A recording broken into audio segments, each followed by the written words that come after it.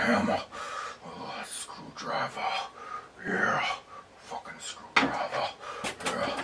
Needle nose, yeah. For those fingernails, I'll fucking rip that shit out. Yeah. Yeah. Yeah. Let's fuck these bitches up, yeah. Let's get it on, bitches! A tisket, a tasket, a bloody, bloody basket. Cut his head and ate his leg. Now he's in a casket. Yo, what's up everybody? Welcome to another random horror review. I am your host Moodz616, and thank you once again for stopping in, guys. Yeah, episode 25 is here, and I've got a brand new review. Today, this one is coming courtesy of Scream Factory.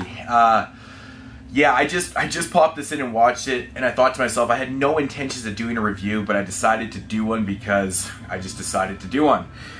This movie originally was kind of released in 2013 under the Coffin Baby title. It was not approved by the director, and it was, yeah, just a completely actually kind of different cut of the movie, apparently. This is the official version of the film, of course released by Scream Factory, and that is the Toolbox Murders Part 2. Of course, this is the sequel to Tobe Hooper's Toolbox Murders remake that came out in, I don't know, the mid-2000s.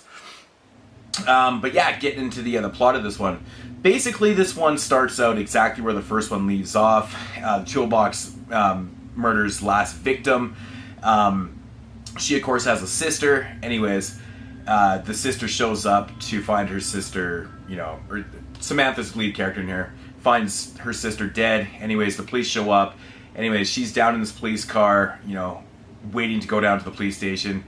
Toolbox murder kidnaps her, takes her to his lair, where he basically tortures and kills people and tortures her, and that is the entire plot of the film right there. I know, there's absolutely nothing to it, and basically that all happens in the first couple minutes of the film. The cops are there, she gets abducted, she's in this dungeon, and she's getting tortured, and there's just lots of shit going on. Now, my thoughts on this one. First off, I will say this movie is shot really, really beautiful. The cinematography is awesome in this. A lot of good camera angles, really good just lighting and shots all around. I was really impressed right away with how good this film actually looks. Could be the Blu-ray transfer, I don't know, but it looks fantastic all around. I was really impressed, especially for most of the film is in this dark kind of area, and it's very, very well lit, very well shot. Very much impressed me throughout the whole film. The score in this film fits perfectly also, I have to say. As for the acting in the film, there's really not a lot of characters. You have a couple police officers and you get some later characters later on in the film, but it's mostly Samantha, your lead. Her acting at times is a little shaky, but mostly on point. It's not so bad. Of course, the killer in this film doesn't say anything. He's just a body. That was okay and stuff. And basically what you get with this film is a bona fide torture porn film. I hate using the term, but this is exactly what it is. There's really no plot to this film, no story. It is the killer torturing the lead throughout this film, and she's trying to escape. Meanwhile, the entire time, he is basically bringing back people, cutting them up, feeding to her, eating the bodies himself, and the bodies mount up throughout the film. And you kind of get the sense throughout the film that he's trying to make her, part of him or something like that, but they don't explore anything throughout this film, which is such a shame because there's really no point to the film. Very disappointed in this, man. There's a lot of good things going on in this film. Like I said, it's beautiful, lots and lots of blood and gore. The gore is just surprisingly kind of, not really over the top, but there's just a lot more than I was expecting. And yeah, just a lot of good elements, but lack of story and lack of plot, and just, and then mixed in with the third act in this film, which just goes off into left field. There's absolutely no point to what goes on, and hence, or introduce Bruce Dern's character. I have no idea why he ever decided to do this film, because his character in the third act of this film is just beyond me.